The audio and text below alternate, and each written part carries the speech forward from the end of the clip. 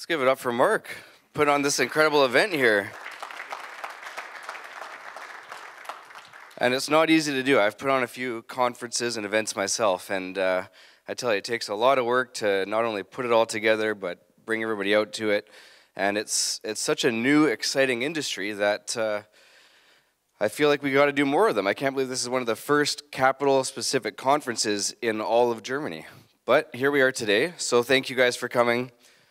As Mark said, I'm Danny Brody, one of the VPs or vice presidents of the Green Organic Dutchman, and I've been with the company since we had a new management team come in 2016, and I'm part of the finance team that took us from 50 cents up to our recent traded highs about $10, and we're sitting around $5 right now on the TSX in Canada.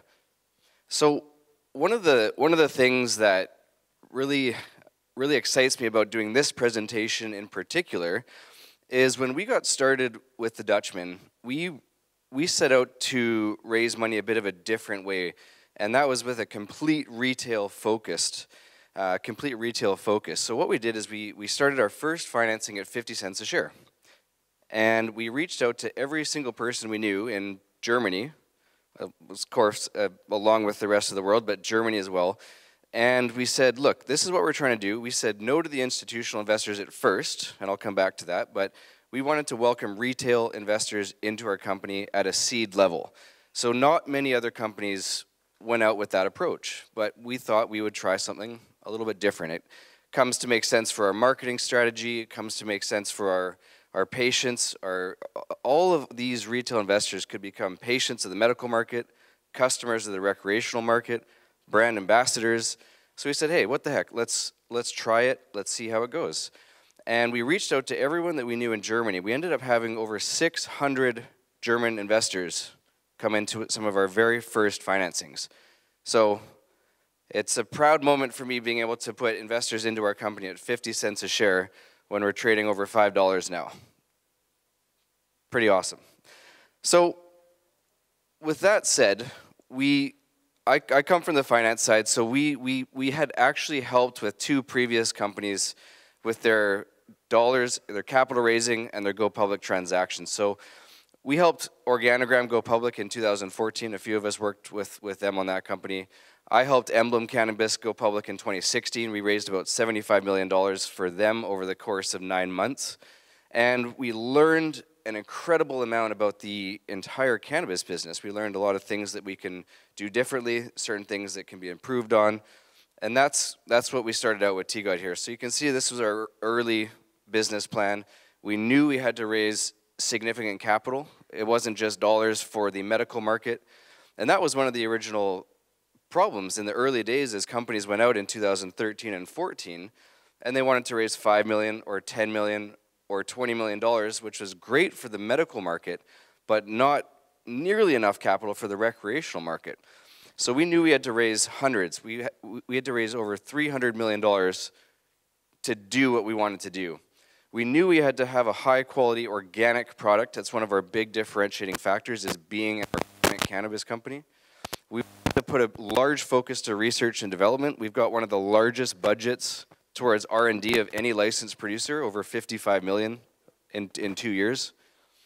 Licensing agreements from the states, consumer packaged goods. At the end of the day, we feel that cannabis is an ingredient, and it's going to be used and packaged up into a higher multitude of higher margin products, all the way from the dried flower to oils to edibles and then beverages at the top, which I'll come back to, and then take it international.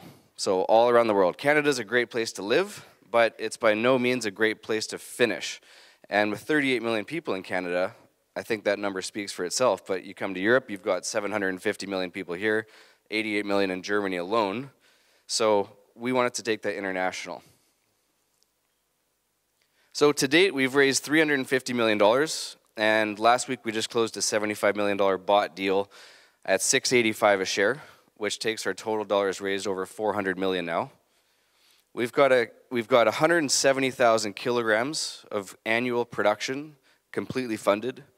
That is going to start coming online in Q1 of next year, and it ramps up all throughout the year. So by the end of next year, we're on track to be producing 170,000 kilograms.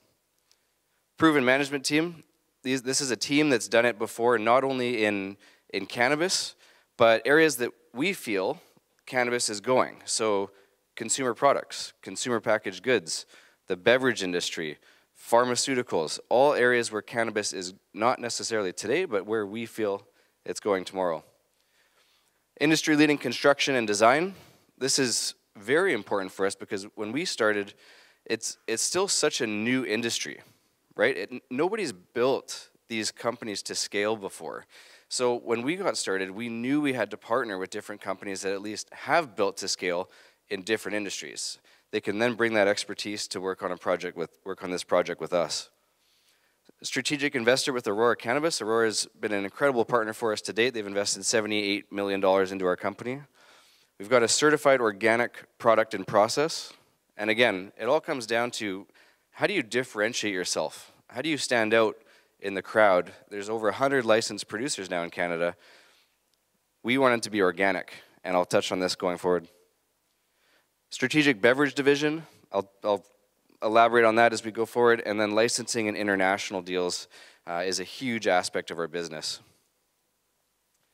Now, why organic? Well, at the end of the day, organic is, it's a brand in itself. If I took any one of you guys to the grocery store here in Germany, or if you came to Canada and we asked the grocer to take us to the organic section, they automatically know where they're going to take you. It's an internationally recognized brand in itself. And consumers today are, it's not the difference between two products, right? It's not product A or product B. It's an actual lifestyle choice. And consumers today are willing to pay a significant premium price for that lifestyle. In the cannabis industry, it's a 34% premium. So that makes all the business sense in the world for us right there, but we also have added demand. If you look at the recreational market, 43% of consumers prefer an organic product, and the medical market's even higher at 57%. So makes all the sense in the world for us. And I'll just touch on this, but Amazon's acquisition of Whole Foods, that was one of the biggest validators for us that organic is not only a growing trend, but it's here to stay. That was a $14 billion acquisition, which I think is incredible. I'm also looking forward to the day we can actually buy cannabis on Amazon. Might be an interesting future. Responsible and sustainable. This is everything that goes into our company, and it's in our title, it's in our name, the Green Organic Dutchman. We're building LEED certified facilities that are GMP compliant, and specifically GMP compliant so we can export to Europe. We have a number of strategic partners, and when I mentioned a few of the other cannabis companies that we had worked for, and again, it's getting better now because companies are starting to build out to scale, but it's still such a new industry that not a lot of these things have been done before. So we wanted to bring out partners that had done it before and had done it to scale in different industries. So Eaton, one of the largest power management companies in the world. We've got Leadcore helping on our construction and design. And of course, Larson Projects through Aurora has been an incredible help building out our facilities. And facilities, let's touch on this for a little bit here. So in Canada, technically there's 4 ways that you can grow cannabis. There's outdoor, which right now is not legal in Canada. There's indoor, there's a hybrid facility, and then there's a greenhouse. So what does each of those mean? Well, if you're growing in an indoor facility, you generally get a very high quality product because your environment is completely controlled. It's a sealed environment. But it's a high capex, high OpEx, high quality product. You can grow in a greenhouse, which is generally speaking low capex because it's a greenhouse, it's quicker, it's easier to build. You get a lower quality product, generally speaking, because you're venting to the outside atmosphere, the outside environment. If it's too hot inside and it's cold outside, you just open up the vents and cool it off. The problem with venting, though, is when you have these drastic temperature changes in Canada like we do, and you're continually switching from high to low, hot to cold, that switch generates what? Any takers? Humidity. And humidity leads to mold, which is one of the worst kept secrets. any product that has mold or powdery mildew on it sells for the lowest possible price, and not necessarily an area we want to be. So we came up with something in the middle, which is a hybrid facility. It's the best of both worlds for us because it's a medium capex. You've got a high quality product or a higher quality product and a lower capex. And what a hybrid facility is it's a completely sealed environment, so you can control your temperature, your heat, your humidity, everything you can control inside. You're not venting to the outside environment, but you have a glass roof. So we call it light-assisted growing. You get all the benefits of the natural sun. Strategically located. Now, when you live in the second largest country by landmass, with one of the lowest populations, you're very spread out. So with 62% of the Canadian population in these two provinces, Ontario and Quebec, for us, it makes all the sense in the world to be located in these two provinces. If 6 out of 10 of your orders are being shipped from BC to Quebec, just think of your increased logistics, your increased cost, your slower delivery to patients. So that's an immediate benefit. The second benefit to this location is in any cannabis facility, your two largest costs are power and labor. So we can get around the labor cost by building to scale over 1 million square feet of facilities, which I'll touch on in a second here. But you can't get over that power cost. However, Quebec has the lowest cost of power in all of Canada, 5.1 cents per kilowatt hour. This is our main facility that we're building. This is in Valleyfield, Quebec. It's over 1 million square feet. 1 million square feet. That will produce just over 142,000 kilograms of premium organic cannabis per year. Now, one of the most unique things about this property is it's zoned for commercial and it's also zoned for industrial and agriculture. So we can have, think of it like the sort of the technology parks you see, the technology parks you see in Silicon Valley. We want to create one of the first cannabis agri-parks. So you can come for a tour of our facility, then you can come and actually buy the product on our site, but we want to take it one step further. We want to have companies that are innovators in the cannabis market come use our land, come use our license, come use our team and all of our expertise to build and manufacture their own products on our site. Pretty incredible stuff. The Hamilton facility that we're building is 150,000 square feet. This is just outside of Toronto for anybody that knows the Canadian landscape. I actually lived on this property for about a year when we got started with this company. There was a little farmhouse built in the 50s, and 7 of us from the company lived there full-time while we were building this in the very early days. I'm glad we are beyond that now. This facility will grow approximately 14,000 kilograms per year. 14,000 kilograms. We've got our cultivation license in August 2016, our sales license for wholesale in August of 2017. We just got our medical sales license recently last week, and I'm excited. We are finally going to be launching to the medical markets come January. So we're inviting 200 select investors, early founders of our company, in to sample our first product. Then we're going to roll out the recreational strategy all throughout the year, ramping up. It's going to be exciting. We've worked pretty long to get to this point, and we're about to take it to the whole next level here. Now, when I say Canada is a great place to live, but it's not necessarily a great place to finish. We want to start. It's a great opportunity to start our companies there because of the federal legality. I mean, we just legalized cannabis recreationally last week. How incredible is that? I feel like let's get a round of applause going. That's exciting. We are the second country in the entire world to legalize cannabis. So for anyone that's thinking they've missed the boat on this or forgotten the opportunity, we are just getting started. Just getting started. And I can't tell you how exciting that is to be part of a company that's not only leading in Canada, But Canada, the country that's leading the world, first G20 country to legalize cannabis recreationally. Anyway, I get excited and ramble, so I'm going to just keep going. Jamaica, we purchased 49% in a Jamaican company.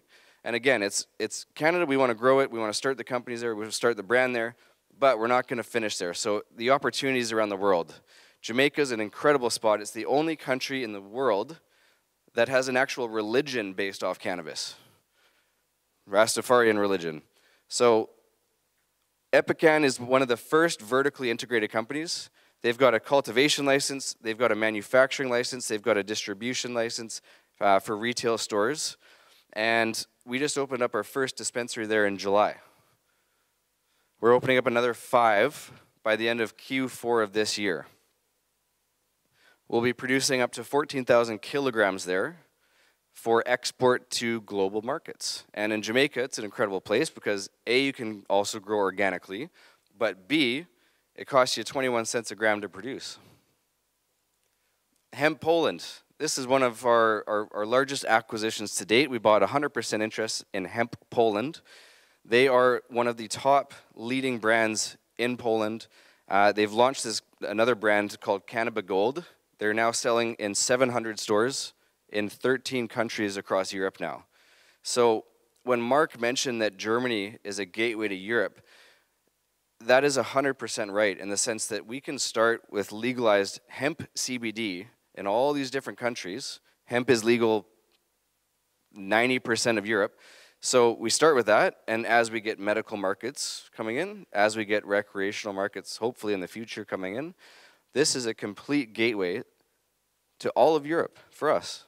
And like I said, they're already selling in 13 countries right now. They're on track to reach 32 million US, 44 million Canadian EBITDA by 21. Incredible. This is our build-out timeline. We're looking to grow up to 195,000 kilograms if you include our Danish partner, or 170,000 kilograms without them. But all by the end of next year will be online. And I just want to point something out here. For those who are new to the industry, these numbers might not have any context, but let's take the average sale price of, say, $8. I mean, we could use $11 per organic gram, but a lot of that's going to be wholesale too. So let's take the average $8. You add 170,000 kilograms times by 1,000 to go from kilograms to grams, right? You times that by 8. That's almost $1.5 billion in annual revenue. Big numbers. Okay, R&D, like I said, we've got one of the largest budgets of any licensed producer towards R&D, up to $55 million for the next 2 years, but cultivation, clinical trials, product development, all these things go into the big picture. And because cannabis has been illegal for so many years, we haven't been able to do that research and development and come up with different novel products and come up with the research to support some of the arguments that cannabis is in fact beneficial.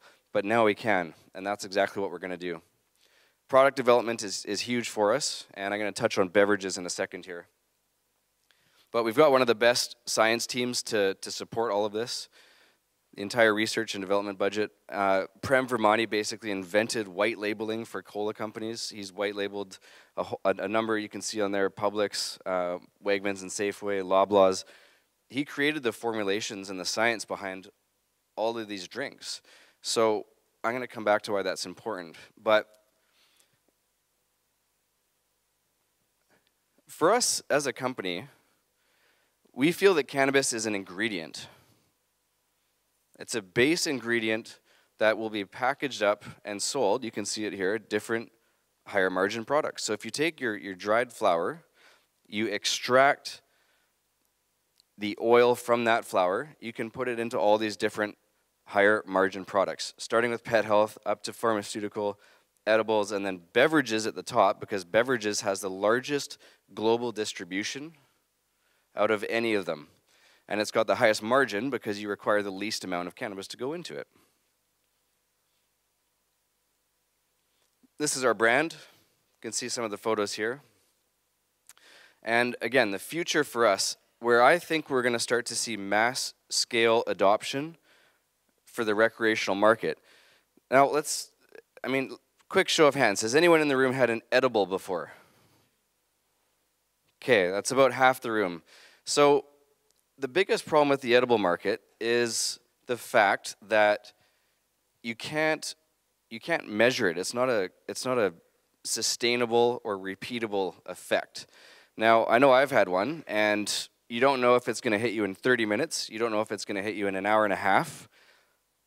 You don't know how long it's going to last. You don't know if it's going to completely put you to sleep or what it's going to do. So that's problem number one. Problem number two is the taste, the smell. People, generally speaking, do not like the taste of it. So how do we fix that? Well, I think one of the most important things here is when you're able to measure that onset and that peak and that offset, kind of like a glass of wine or a beer. When you can measure that pattern and eliminate the taste that is bitter and not many people like, or the smell, and have it repeatable, that is where I think we're going to start to get mass scale adoption of the recreational market. And that is exactly what we're working on with some of our partnerships and licensing deals. So let's look at this one right here, TGOD/Ripple SC. Ripple has invented one of the first patentable, they've got a patent pending on this, but it's a water-soluble cannabinoid. So you sprinkle it in your drink, it dissolves, it's not an oil. That's one of the big problems with cannabis, is to take it from a flower into an oil format.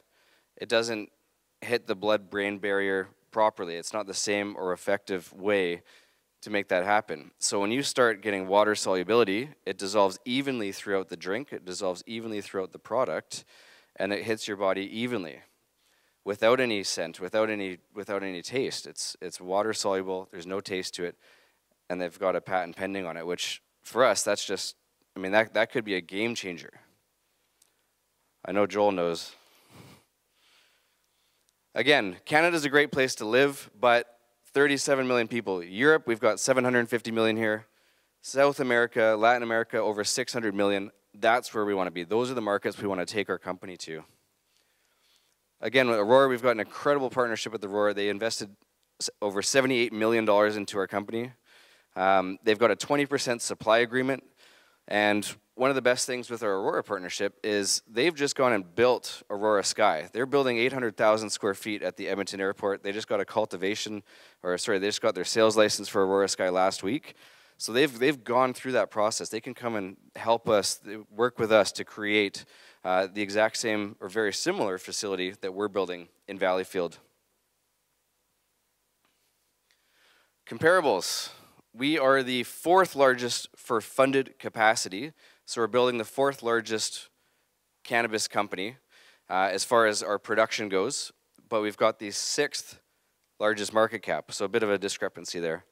Now, I'm going to speed this up because it's already almost 11 here, but this is one of my favorite slides. Now, I get asked all the time about valuations, and one of the things I always say is I don't think we're even close to as high as we can go.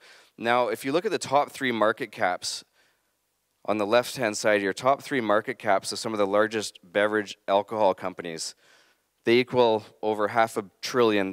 You look at the top 3 market caps of the pharmaceutical companies, well over $500 billion, probably closer to $1 trillion. Same with tobacco. That's, what is that, 400 million when you start adding that all up? 400 billion. Now you look at the top 6 cannabis companies. Top 6 cannabis companies, what are we, 30 billion, 35 billion today? Maybe a little bit more with Tilray, but point being, we still have so much more to go.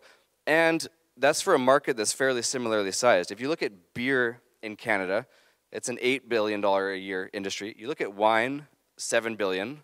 You look at spirits, $5 billion. Cannabis with recreational legalized is looking at, pick a number, 8 billion, 10 billion. That's where all the estimates lie. So it's a similar market size, yet our valuations are down there compared to every single industry that we're disrupting. So food for thought. Management team, we've got an incredible team. Brian Athaide spent 25 years with Procter & Gamble. Again, these are guys that come from consumer products, come from consumer packaged goods. That's exactly where we're heading. And we've been hiring a team from consumer packaged goods for the last two and a half years now. Chubba spent 10 years with Cott, one of the largest beverage companies in the world. Julia was with Procter & Gamble as well. So our whole team comes from consumer products, which is, we've done this by design, because that's where we feel cannabis is going. Board of directors, a couple guys I want to point out here. Mark Bertrand built Mega Bloks. So I don't know if your kids might play with Lego. Mega Bloks is the main competitor to Lego. He built that company. It was a family business. He joined in 1985, built it to $500 million a year. They were doing $600 million a year in sales, and they sold it for $500 million to Mattel in 2014. But the interesting thing with Mark is he took that product to 175 different countries. Sounds kind of like what we're trying to do.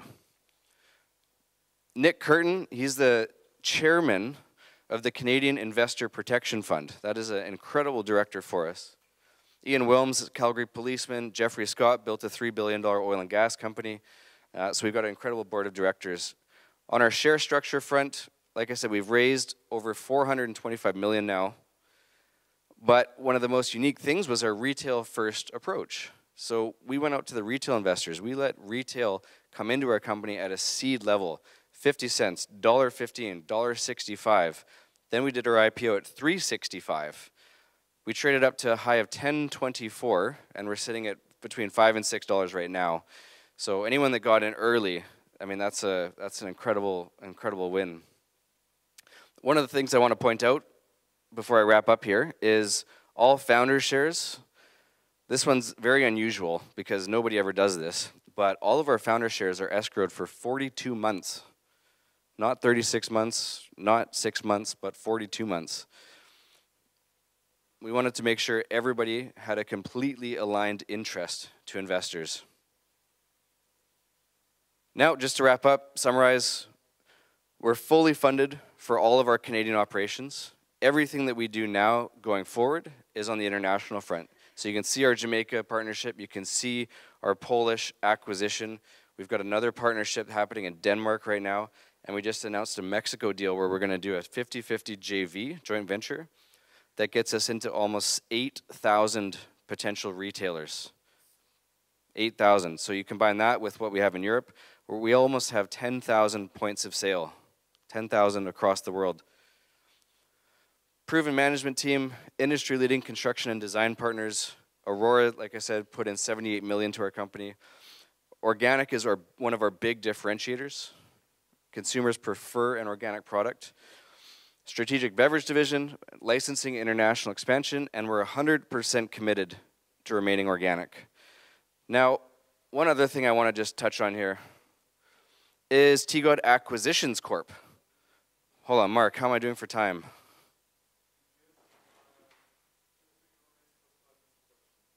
Oh, I'm cruising. Okay. So TGOD Acquisitions is, we have, so TGOD is listed on the TSX, and the TSX does not allow companies to operate in certain jurisdictions around the world. So we are doing another company. We're starting at 50 cents a share, and this is going to be called TGOD Acquisitions to start. But it's a spin-out transaction in which investors in TGOD have the ability to buy shares. They get first crack at this new company at 50 cents a share. Now, there's no founder shares outstanding. There's no cheap insider stock. 50 cents, this is the first financing that's ever happened in the company. And there's literally one share outstanding, one share, and that was the share issued to incorporate the company. So I'm telling you this because nobody else does that. Nobody gives shareholders the first crack at financing a new company, but we are trying to do that. We are doing that, and it's at 50 cents a share. So anyway, that one I like, that's exciting, and we're going to try to follow a similar path to TGOD, which was a 50-cent round, $1.15, then an IPO a few months later at 2 to 3, or we'll see how it goes. But that's the plan. Thank you guys. You guys have been great.